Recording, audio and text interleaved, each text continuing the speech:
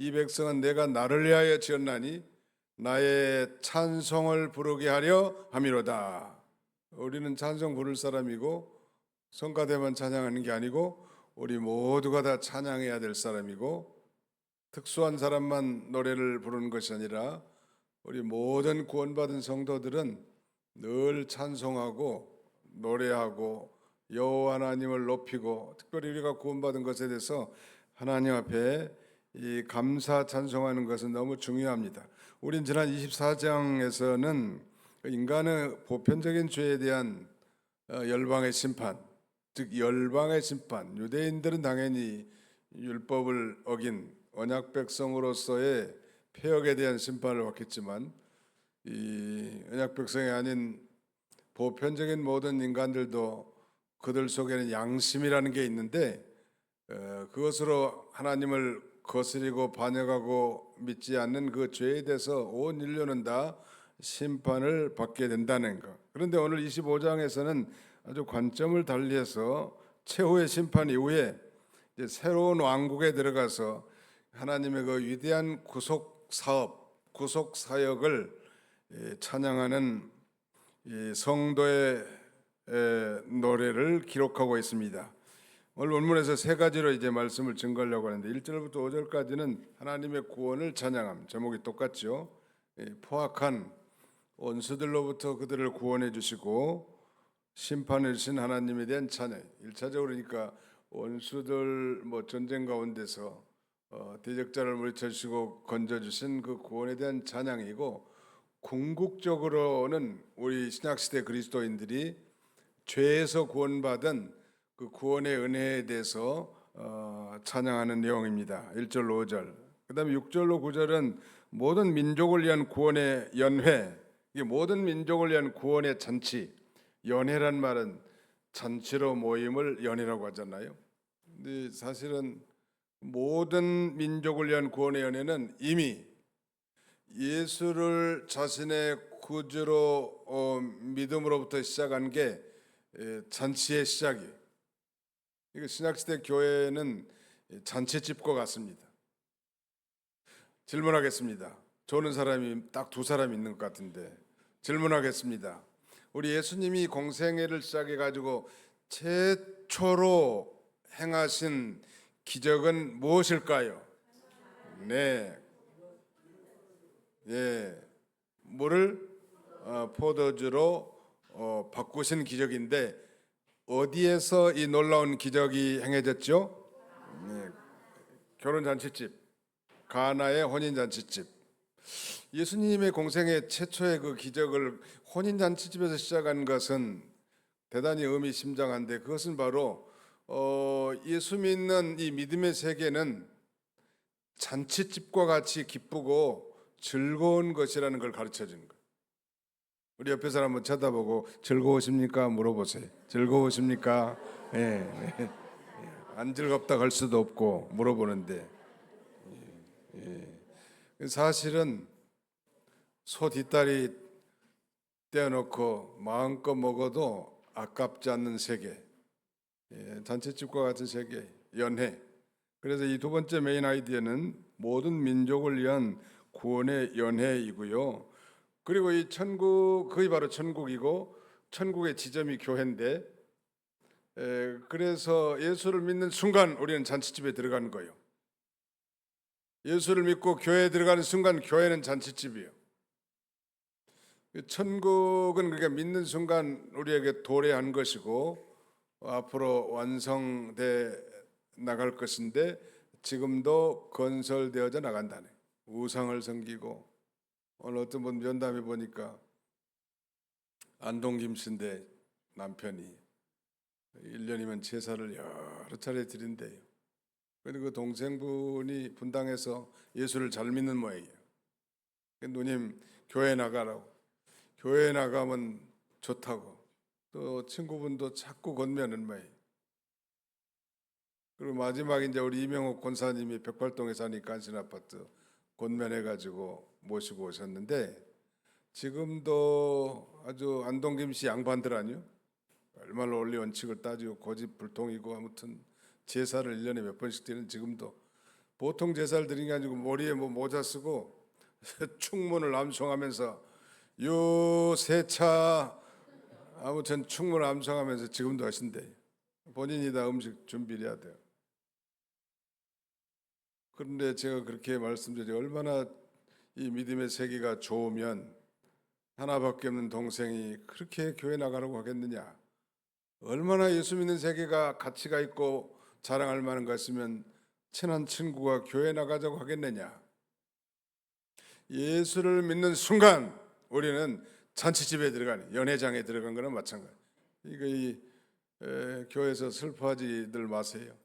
우리는 의인은 죽어도 소망이 있는 그런 세계에 이미 다 진입했고 마지막 이제 불신자로 대별되는 모압을 여호와께서 심판하신 내용에 이제 그러나 그럼에도 불구하고 끝까지 예수를 믿지 않는 사람들은 이 심판을 받아 저 영원한 지옥 형벌에 들어가게 될 것을 말씀하므로 이사야 선지자는 예수님이 오시기 전 700년 전 선지자이고 오늘날로 말하면 약 2700년 전 그런 인물이지만 2700년 전에 벌써 장차 예수 그리스도로 말미암은 이 복음의 세계 천국이 열릴 것과 그 다음에 후에 온 예수 믿는 사람들이 이제 새 하늘과 새 땅에 들어가서 이 잔치집에 들어가 여호와 하나님을 찬송할 것.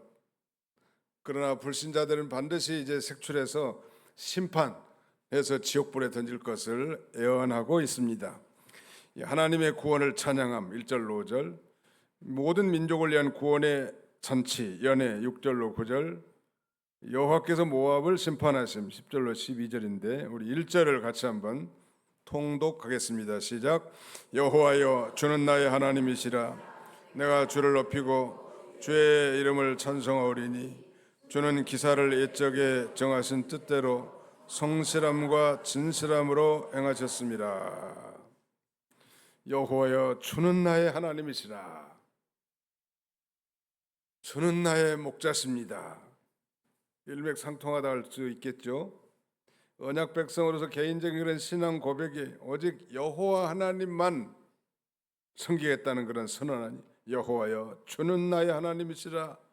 내가 주를 높이고 주의 이름을 찬송하오리니 주님의 이름을 높이고 주님의 일을 찬송하는 게 우리 할 일이 교회에서 믿는 일이 제일 큰 일이고 늘 찬송하고 주님을 높이는 우리의 모든 삶 가운데 그래서 주님을 높이고 주님을 자랑하고 이 아름다운 성전은 누가 이렇게 새롭게 해주셨나요? 하나님이 그렇게 해주시는 거예요. 어떻게? 예수 믿는 것들은 뭐 알 것마다 하나님 하면서 핑계는 잘 된다고 하는데 그 거짓말이 사실이에요. 하나님께서 사람들의 마음을 감동시켜서 수리하고자 하는 마음, 연보하고자 하는 마음을 주시고 좋은 사람도 붙여주시고 사고 없이 공사도 진행되게 하시고 완성되게 하신 모든 과정이 다 하나님이 하셨기 때문이에요. 불신자들은 듣기 싫을지 몰라도 다 하나님이 하신 거예요. 아멘. 한번 잡으면 다 하나님이 하셨습니다. 내 인생에 행해진 게 있다면 모두가 다 하나님이 하신 거예요. 자기가 한 것이라고 생각하면 벌써 그건 옳거니 하나님이 하셨습니다. 하나님이 하실 것입니다. 하나님이 하고 계십니다. 하나님만 높이라는 거예요. 나의 삶과 그것이 우리의 이 삶의 목적인데 왜 이렇게 하나님을 높이고 하나님을 찬송할까요? 그 이유를 1절 하반절에 이렇게 기술합니다. 주는 기사를 옛적에 정하신 뜻대로 성실함과 진실함으로 행하셨습니다. 그랬죠. 주는 기사를 행하셨습니다. 이 기사라는 건 아주 기이한 역사, marvelous things, 기이한 일들, wonderful things, 놀라운 일들을 가리킵니다. 우리가 정말 주님을 높이고 주님의 이름을 찬송할 중대한 이유는 이 주님의 그 놀라운 역사, 즉 자기 백성 이스라엘 구원해 주신 일을 옛적에 정하신 뜻대로 성실함과 진실함을 행하셨기 때문에 찬송하니 여러분 찬송도 뭐 마음에서 우러나야 뭐 찬송도 하는 거지. 마음에 우러나지도 않는데 억지로 찬송하면 그 얼마나 힘든 줄 아세요? 왜 우리가 찬송해야 되는가? 그 놀라운 구약 성경에 예언돼 있고 예표된 예수 그리스도를 보내주시고 그 누군가에 의해서 그 예수 그리스도의 복음을 전파되게 해주시고 그 전파된 복음을 성령을 우리가 믿어지는 놀라운 기사, 귀한 역사를 통하여 내가 구원받은 것이 너무너무 감사하기 때문에 늘 하나님을 높이고 하나님을 기쁘시게 하려고 하고 하나님께 영광 돌리고 하나님을 찬송하는 것입니다. 믿으시면 아멘 합시다. 네, 누가 시켜서 하는 거 아니에요? 내게 이루신 하나님의 귀한 역사, wonderful things, 놀라운 일들, 이런 걸 기억하면서 찬송하는. 어제 어느 분은 교회만 들으면 감사가 저절로 나오는데 너무 쾌적한 환경, 하늘에서부터 시원한 바람이 내려오고 화장실도 가도 뭐 너무너무 깨끗하고, 부엌은 옛날에 한번 상상해 보세요. 우리는 굉장한 모험을 그동안 했다는 것을 인정해야 돼. 제가 처음에 왔더니 그 담 너머로 큰 쟁반을 넘겨주면 이 사람이 들고 가지고 저기 신발장 입고 있죠. 고리 한 바퀴 돌아서 또 유치부실로 들어와. 야, 근데 한 번도 엎어진 걸 못 봤네 내가. 그래서 제가 오자마자 가운데 벽을 튼 거예요. 더 터버리려다가 윤명숙 장로님이 많이 트지 말자고 그래서 조금 텄는데 이번에는 더 텄어 가운데를. 지금은 뭐 돌 필요도 없고 그 다음에 다 수평 아니에요. 어디에 그 높은 부엌이 땅을 다 갈아엎어가지고 수평평하게 해가지고, 그러니까 이제 부엌에 가서 원망하는 얘기하면 그건 하나님이 싫어하실 것 같아요. 저 무슨 보기만 해도 감사하고 그래야지. 아이고 뭐 좀 부족한 게 분명히 있을 거라고, 미비한 것도 있고, 그래도 하나님 감사합니다, 감사합니다, 감사합니다, 감사합니다. 저는 기도실 여기 십자가, 더 높은 십자가 거기 꼭대기 옛날 기도실도 수리해가지고 거기에 수도꼭지를 하나 틀어놨습니다. 거기서 소변은 못 보지만은, 아니 화장실은 아니지만 거기서 세면을 할 수 있게 해놨는데 그것도 더 감사하더라고. 씻으려면 내려와야 되잖아요. 근데 소변은 좀 해결할 수 있어. 통에다 받아가지고 다 부으면 되거든. 네. 아무튼 감사할 일이야. 예. 왜? 나 같은 죄인이 용서함 받아서 주 앞에 옳다함 얻기는, 확실히 믿기는 어린 양 예수로, 예수의 그 피로 속죄함 받았기 때문에, 그래서 찬송하고 그래서 감사하고 그래서 여호와 이름을 높이는 것입니다. 하나님의 구원을 찬양한 내용이에요. 지금 2절도 같이 한번 읽어볼까? 2절 3절 같이 읽습니다. 시작. 주께서 성읍을 돌무더기로 만드시며 견고한 성읍을 황폐하게 하시며 외인의 궁성을 성읍이 되지 못하게 하사 영원히 건설되지 못하게 하셨으므로 강한 민족이 주를 영화롭게 하며 포악한 나라들의 성읍이 주를 경외하리다. 이스라엘 핍박하는 이 아수르나 바벨론의 도시들, 성읍들을 황폐하게 하는 일은 어느 누구도 상상할 수 없는 일이었거든요. 당시에 어떻게 이런 일이 있었을까? 그런데 우리 하나님께서는 그 강대한 대제국의 성읍들을 무더기가 되게 하시고 황폐하게 만드셨단 말이에요. 이 놀라운 일들이 이루어질 때 많은 나라들이 그 위엄과 능력을 보면서 그를 두려워할 것입니다. 경외한단 말이에요. 경외심이라는 건 바로 두려워한다는 그런 뜻인데요. 야, 하나님이 살아계시구나. 늘 제가 반복하지만 이 구소련 소비에트 연방이 무너질 때 제가 그런 감동이 들어왔습니다. 야, 어떻게 총 한 방 안 싸우고 이렇게 대제국, 이 냉전 시대에 미국을 상대로 한 축이었던 소비에트 연방이 완전히 무너져 가지고 15개로 나라가 쪼개지면서 이렇게 분할할 수 있을까? 누가 그렇게 했단 말인가? 하나님이 하시지 않았는가? 그때 제가 한참 은혜 받을 때니까 더 놀라죠. 경외심이 들더라고. 야, 우리 하나님 보이지 않지만 살아계셔서 인류 역사를 주관하시고 강대국의 흥망성쇠를 이 주장하시는 전능하신 하나님이시구나. 하나님 살아계시네. 누가 말하지 않았어요. 누가 가르쳐주지 않았어요. 그런 마음이 저절로 들더라. 그때가 1980년대 후반 아니에요. 소위 고르바초프 등장해서 그 시대에 이제 무너졌으니까. 고시들이 참 은혜로운 분들이 많더라. 페르시아의 고레스라든지 소비에트 연방의 고르바초프. 나는 그래 고시를 좋아해. 고시가 좀 은혜로운 일을 많이 하는 것 같아 보니. 어떻게 그 강대국의 성읍이 돌무더기가 되고 황폐하게 될 줄 알았냐면, 오늘 미국도 껍석거리고 트럼프가 큰소리 빵빵 치지만요, 하나님이 심판하면 그건 한순간에 워싱턴 DC나 뉴욕, 캘리포니아 다 하나님이 다 쳐부술 수 있는 거예요. 하나님 앞에 교만해서는 안 돼요. 그래도 오히려 강대해질수록 사람은 겸손해져야 합니다. 강대국이 될수록, 또 지위가 높아질수록, 소유가 늘어날수록 벌벌 떨어야 돼. 왜 하나님 이렇게 돈을 많이 주지?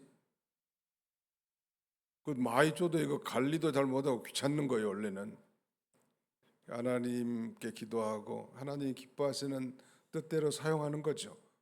잠깐 청지기 정신을 가지고.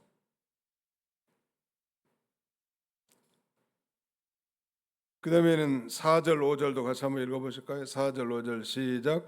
주는 포악자의 기세가 성벽을 치는 폭풍과 같을 때에 빈궁한 자의 요새시며 환난당한 자의 가난한 자의 요새시며 폭풍 중에 피난처시며 폭양을 피하는 그늘이 되셨사오니, 마른 땅에 폭양을 제함같이 주께서 이방인의 소란을 그치게 하시며 폭양을 구름으로 가림같이 포악한 자의 노래를 낮추시리이다. 하나님께서 이 위경 가운데서도 특별히 자기 백성을 보호하시는데, 폭풍이 성벽에 충돌한 것처럼 포악자의 기세가 몰려올 때 하나님께서는 특별히 가난한 자 그리고 고난당한 자기 백성을 지키시고 보호하십니다. 거기 이 빈궁한 자의 요새이시면, 누가? 여호와 하나님이 환난당한 가난한 자의 요새란 말이에요. 빈궁한 자와 환난당한 가난한 자는 억눌린 하나님의 백성을 의미합니다.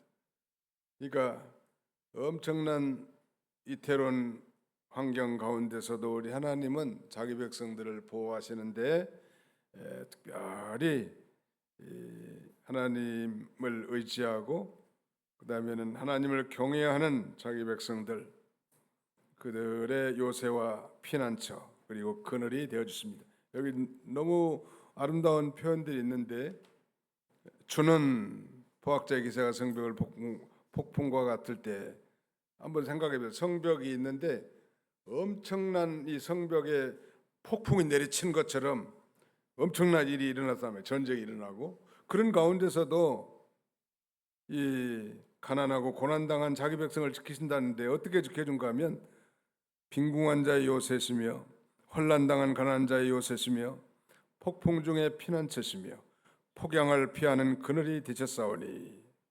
한번 따라합시다. 빈궁한 자의 요새이시며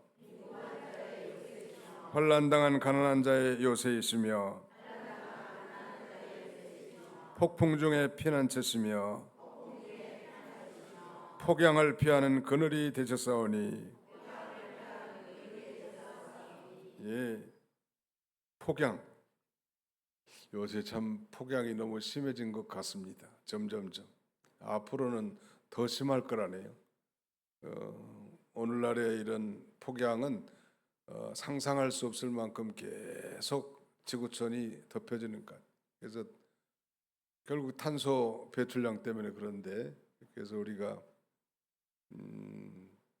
잘 전략 정신도 갖는 게 필요합니다. 예수님 물도 아껴 쓸 줄 알고 전기도 좀 아껴 쓸 줄 알고, 어떻게든지 교회 거라고 그냥 함부로 쓰고, 그 다음에는 다 주인이다 보니까 그렇게 하겠는데, 하나님 아버지 앞에서 아낄 수 있는 건 최선을 다해서 아끼고 전략해야 돼. 이게 이 낭비가 결국 이 탄소 배출을 많게 만들고, 그것 때문에 지금 이 기후 변화, 이상 기후 현상 때문에 엄청난 일이 벌어지는 지구촌에, 이게 탄소 줄이지 않으면 지구가 뜨거워져서 살 수가 없어질 것 같습니다. 점점 폭양, 말하자면 폭양을 피하는 그늘이 되어 주셨던 거, 막 폭양과 같은 그런 엄청난 환란과 고통 가운데서도 시원한 그늘처럼 안전하게 우리를 지켜주시고 보호하신 하나님, 특별히 여호와 하나님을 목자로 삼고 살아가는 자기 백성을 이렇게 하나님께서 함께 해주시고, 반면에 마른 땅에 폭양을 제함같이 이방인의 소란을 그치게 하시며 포악한 자의 노래를 낮추시리다. 이방인들의 소란스러운 함성 소리의 열기를 식혀버린다는 거예요. 누가? 하나님이. 이방인들이 떠드는 건 그건 단 한순간에 하나님이 다 멈추게 할 수 있다는 거. 그 다음에 이제 두 번째 대지, 두 번째 메인 아이디어는 6절로 9절인데, 모든 민족을 위한 구원의 연회.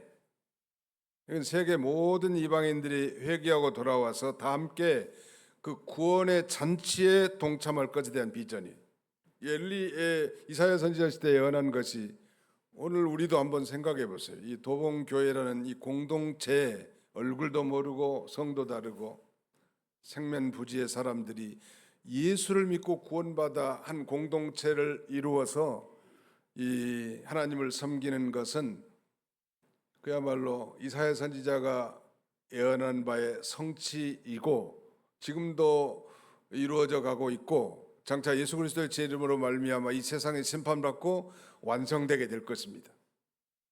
이 천국은 예수님의 오심으로 말미암아 이제 이미 도래했고 지금 진행 중이며 앞으로 예수님 재림과 함께 완성될 것이라는 것. 이것이 하나님 나라에 대한 정의라고 할 수 있을까요? 근데 그 천국, 오늘날 교회는 바로 천국의 지점과 같은 거예요. 천국을 우리가 아직 안 가봐서 다 모르지만, 아무튼 우리가 은혜 받고 그 구원의 은혜에 감격하고 성령이 충만한 가운데서 모든 이기심, 시기심, 질투심이 다 사라지고 제 초대교회 공동체처럼 사는 그런 세계가 천국이요. 천국은 하나님의 나라를 먹는 것과 마시는 것이 아니라 오직 성령 안에서 의와 희락과 평강이라. 의와 희락과 평강이 넘치는 세계, 그것이 교회 안에서 이루어져야 합니다. 그래, 천국이 어떻게 생겼냐고 물어보면 뭐라고 대답하면 되겠죠? 우리 교회로 오시면 됩니다. 그러면 돼요. 내가 아직 천국은 가지 못해서 잘 모르겠는데요, 천국의 지점입니다. 우리 교회가 천국의 지점이라고 가르쳐주면, 천국의 지점.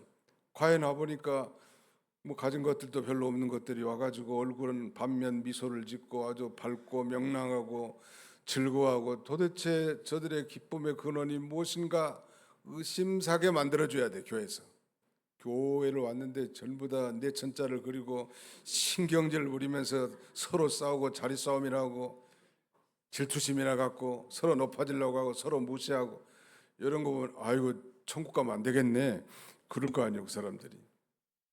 천국, 따라서 교회는 천국의 지점입니다. 날마다 잔치하는 거예요. 교회는 날마다 잔치 칠 것 같아요. 그래야 지극히 정상이. 고난이 와도 마찬가지. 거기 6절 보실까요? 6절 같이 읽습니다. 시작. 만군의 여호와께서 이 산에서 만민을 위하여 기름진 것과 오래 저장하였던 포도주로 연회를 베푸시리니, 곧 골수가 가득한 기름진 것과 오래 저장하였던 맑은 포도주로 하실 것이며. 목사님이 성경에 포도주가 나왔는데 포도주 먹어도 되지 않나요? 이렇게 생각한 사람이 있을 줄 모르겠는데, 그걸 가르쳐 주는 건 아니고, 제가 질문하겠습니다. 맑은 포도주가 더 비쌀까요? 탑탑한 포도주가 더 비쌀까요? 그 대답을 하신 분들은 수상한 사람들이에요. 예. 아마 좋은 포도주일수록 맑은가 봐요. 그러니까 뭐 100년 된 포도주 하나에 뭐 1억 5천이라는데 참 그럼 한 방울이면 얼마예요? 예. 여기 지금 맑은 포도주라든지 골수가 가득한 기름진 것, 이건 최고의 음식이 말이에요. 최고의 음식으로 잔치를 벌이는 거예요. 지금 이건 이 세계적인 구원과 회복을 암시하는데, 여기 만군의 여호와께서 이 산에서 만민을 위하여 기름진 것과 오래 저장하였던 포도주로 그랬죠. 이 산은 예루살렘 즉 시온산을 가리킵니다. 장차 시온산에서 베풀어질 놀라운 잔치 장면을 말씀하고 있는데, 이 잔치의 대상은 만민을 위하여 그랬으니까 만민이에요. 그 세계 어디에 살든지 예수를 자신의 구주로 믿는 사람들과 대화를 해보면 생리가 거의 비슷하더라고. 생각하는 게 비슷해. 소망도 비슷하고 기쁨도 비슷하고, 뭐 한국이든 미국인이든 뭐 러시아 사람이든 아프리카 사람이든 흑인이든 백인이든 상관없이 누구든지 예수 믿고 거듭난 신자들은 DNA가 같은가 봐요. 생리가 비슷해. 말을 해도 통해. 근데 교회는 나오지만 아직도 육에 속하고 성령을 받지 못한 사람들은 여전히 육신적인 말만 하고 육신적인 생각만 내세우고 아직 이 거듭남을 체험하지 못한 거예요. 사람이 거듭나지 않고는 하나님의 나라를 볼 자가 있느니라 없느니라. 예, 거듭나야 돼. 거듭나셨습니까? 뭐 옆에 사람 인사 한번. 거듭나셨습니까? 네. 거듭나셔야 합니다. 네, 적어도 오후 예배 드리신 분들은 다 거듭나신 신실한 그리스도인 줄 믿습니다. 네, 그리스도의 복음으로 말미암아 온 세계가 구원에 초대되고 생명운동에 참여하여 즐거운 잔치를 즐길 것을 가리킵니다. 이건 신약시대 교회와 장차 이루어질 천국을 다 내포된 거예요. 그러니까 이미 예수를 진실로 믿고 하나님을 아버지로 모신 사람은 잔치집에 초대되어 온 자와 마찬가지. 그래서 이 아주 골수에 기름진 것, 그리고 아주 맑은 포도주, 이 복음과 생명 있는 진리로 우리의 영혼을 아주 새롭게 하고 살찌게 만드는 그런 세계에 이미 우리가 참여하게 된 것입니다. 7절로 8절도 한번 읽어보실까요? 7절로 8절입니다. 시작. 또 이 산에서 모든 민족의 얼굴을 가린 가리개와 열방위에 덮인 덮개를 제하시며 사망을 영원히 멸하실 것이라. 주 여호와께서 모든 얼굴에서 눈물을 씻기시며 자기 백성의 수치를 온 천하에서 제하시리라. 여호와께서 이같이 말씀하셨느니라. 이 가리개와 덮개는 구약시대 제도와 의식을 가리키는데, 온 인류에게 쓰여져 있던 것을 예수 그리스도 안에서 하나님이 다 치워버리셨고, 이건 구체적으로 구약의 제도와 의식을 가리킵니다. 율법적인 거. 예수님이 오셔서 모든 제도와 의식을 제거하고 구원의 진리를 밝히 드러내주셨단 말. 그래서 그 복음을 믿는 사람은 이제 8절 상반절에 사망을 영원히 멸하실 것이라. 죽음을 영원히 멸하실 것이라. 예수 믿는 사람은 이제 죽음이 없어. 죽기는 죽어 한 번은. 그런데 예수님 재림할 때 다시 부활하여 영원히 사는 영생의 생명, 영원히 사는 생명을 얻게 된 것입니다. 하나님이 세상을 이처럼 사랑하사 독생자를 주셨으니 이는 그를 믿는 자마다 멸망하지 않고 영생을 얻게 하려 하심이라. 영생을 얻단 말. 죽음, 사망을 영원히 멸하실 것이라. 늘 강조드리지만 우리 인간의 저주와 비참함의 큰 원인은 죄의 문제라고 했고, 그 죄의 결과로 말미암아 사망이 온 거예요. 죄의 싹은 사망이요 하나님의 은사는 그리스도 예수 우리 주 안에 있는 영생이니라. 따라서 죄의 싹은 사망입니다.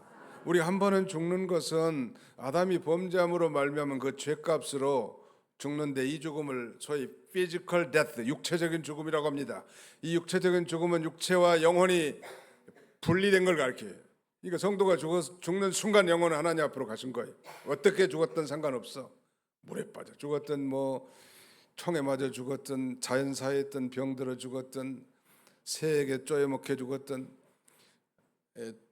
어떻게 죽었든 상관없고 예수를 진실로 믿은 이 born again 크리스찬 중생한 신자라면 죽는 순간 그 영혼은 하나님 앞으로 가고 육체는 우리가 깨끗하게 씻어 염하여 화장을 하든 매장을 하지 않습니까? 그러니까 한 번은 죽지만 사실은 그 죽음이 멸해진 거예요. 자, 저를 한번 쳐다보세요. 안 쳐다본 사람들은 수상한 사람들이. 저를 한번 쳐다보세요. 사람은 영혼과 육신으로 구성되어 있습니다. 이걸 이분법이라고 하는 거예요. 인체 구조의 사람의 구조상. 근데 아담이 범죄함으로 이 즉각적으로 영혼이 죽습니다. 이렇게 죽었잖아요, 지금. 그 다음에 육체는 930년 후에 죽습니다. 그러니까 아담이 범죄함으로 영혼도 죽고 육체도 죽게 됐는데 우리가 예수를 믿는 순간 이 영혼이 사는 거, 이걸 소위 거듭남, 중생이라고 하고, 이 육체는 언제 사는가? 예수님이 재림할 때 다시 부활하여 다시 사는 거예요. 그러니까 아담 안에서는 모두가 다 죽은 거지만 예수님 안에서는 모두가 다 산 거예요. 우리 한 번은 죽지만 다시 사는 거예요. 그러니까 죽음이 멸해진 거죠. 인간의 비참함과 저주의 근본 원인이 바로 이 죄고 사망인데 이 문제가 해결됐으니 날마다 소잡아서 뒷다리 넣고 뜯어먹어도 아깝지가 않을 만큼 즐거운 세계라니. 맑은 포도주와 골수에 기름진 것을 먹는 거예요. 예수 믿는 사람들이 사실은 맛있는 거 많이 드셔야 되는데 술 드신 분들이 맛있는 건 다 잡수더라고. 예수 믿는 사람에게 먹혀지는 고기가 복이 있습니다. 돼지는 돼지가 복이 있는 거고 닭은 닭이 복이 있는 거예요.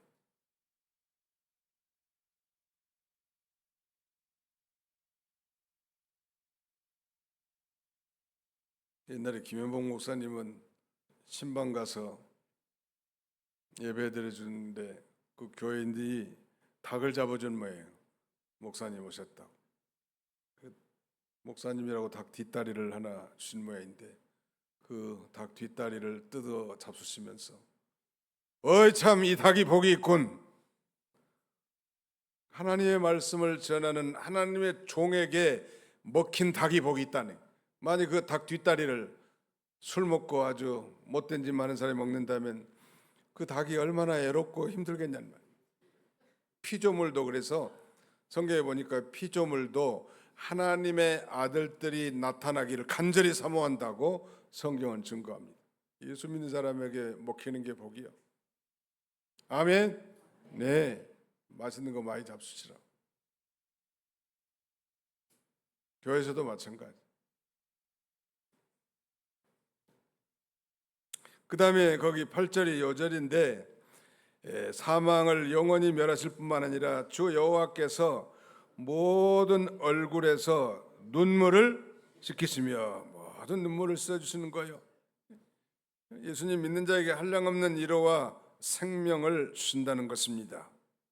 이미 생명의 세계에 들어가서 예수님이 주신 새 생명으로 사는 신자에게는 한량없는 위로와 기쁨이 충만하기 때문에 눈물이 없어지는, 울어도 우는 게 아니에요. 그러니까 예수 믿는 사람 죽어도 죽는 게 아니에요. 유명한 거 안희숙 여사가 지은 책 가운데 유명한 것은 죽으면 죽으리다 이런 책이지만 또 다른 책은 그런 제목을 달았습니다. 죽어요. 그런데 안 죽어요. 책 제목이 그거예요. 우리가 한 번은 죽잖아요. 그렇잖아요. 근데 다시 예수님 재림시에 우리가 부활해서 영원히 살 거기 때문에 안 죽는 거예요. 아까 제가 이 마이크 가지고 이 예를 들었잖아요. 영혼도 죽고 육신도 죽지만 예수 믿으면 영혼도 살고 육신도 살아. 언제 살아? 예수님 재림할 때 우리가 다시 부활해서 영원히 사는 것입니다. 그러니까 사망이 멸해진 세계에 들어왔고, 그러니까 모든 눈물, 모든 얼굴에서 눈물을 다 씻어주시는 주님이십니다. 우리 성경을 한 군데 찾아볼까요? 요한계시록 21장 4절. 요한계시록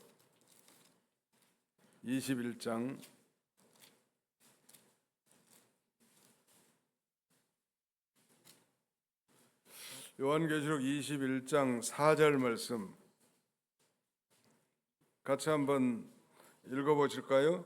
시작. 모든 눈물을 그 눈에서 닦아주시니 다시는 사망이 없고 애통하는 것이나 곡하는 것이나 아픈 것이 다시 있지 아니하리니 처음 것들이 다 지나갔습니다. 모든 눈물을 다 닦아주는, 이건 이제 장차 천년왕국 세계에 들어가서 이루어질 일을 가리키고, 또 이 땅에서도 예수 생명으로 사는 신자들은 충분한 위로와 안위를 얻게 될 것을 우리에게 가르쳐 주는 거예요. 그다음에 우리 권사님들 아프신 분들 다 많은 사방이 목사님 삭신이 쑥쑥 쑤신다고.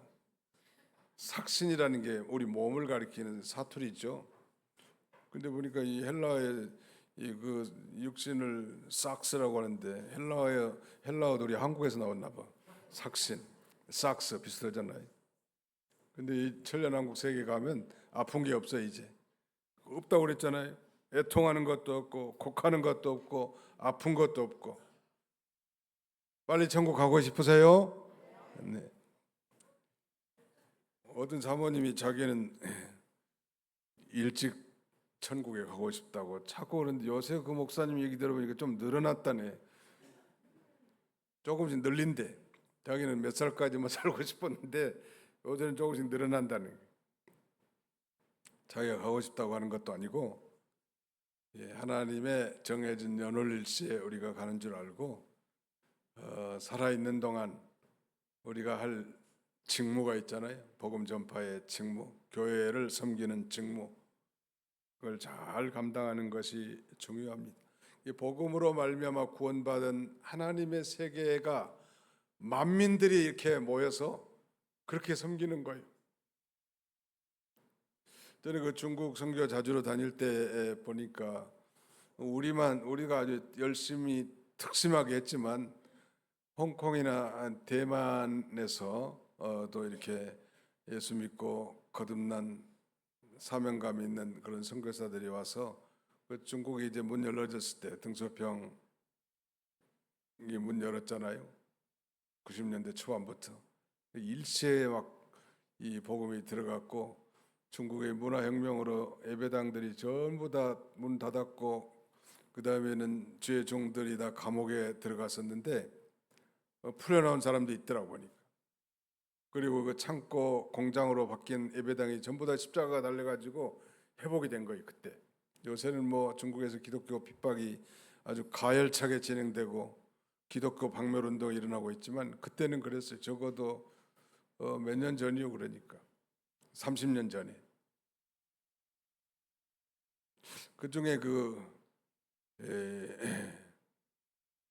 중국의 운남성, 우리가 잘 아는 곤명이라고 하는 쿤밍시에 기독교 신학교가 하나 있더라고.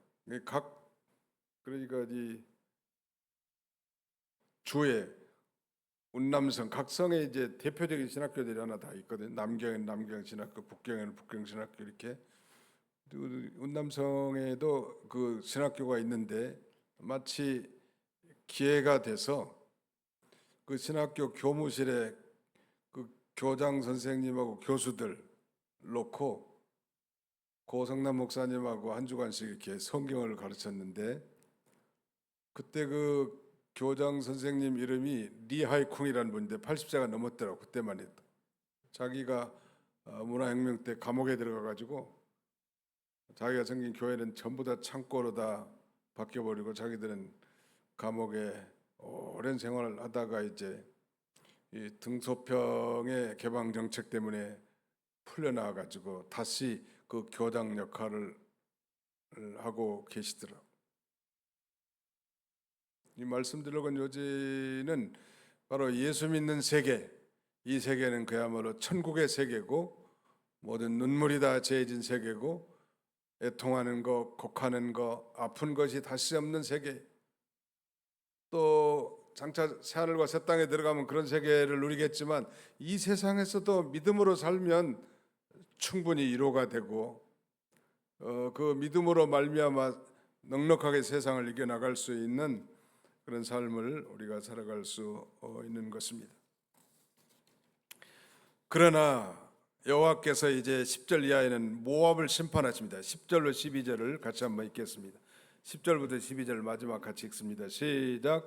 여호와의 손이 이 산에 나타나시리니 모압이 거름물 속에서 초계가 밝힘같이 자기 처소에서 밟힐 것인즉 그가 헤엄치는 자가 헤엄치려고 손을 펴같이 그 속에서 그의 손을 펼 것이나 여호와께서 그의 교만으로 인하여 그 손이 능숙함에도 불구하고 그를 누르실 것이라. 내 성벽에 높은 요새를 헐어 땅에 내리시되 진토에 미치게 하시리라. 여기 이제 마지막 이 부분은 여호와께서 모압을 심판하신 내용인데, 이 모압은 대표적으로 불신자들을 예표하고 이 불신자들은 끝끝내 돌이키지 않고 심판받을 것을 가리킵니다. 끝까지 회개하지 않는 사람들은 반드시 심판을 받게 된다는 것. 그 10절 다시 보십시오. 여호와의 손이 이 산에 나타나시리니 모압이 거름물 속에서 촉에 지푸라기가 밟힘같이 자기 처소에서 밟힐 것인즉.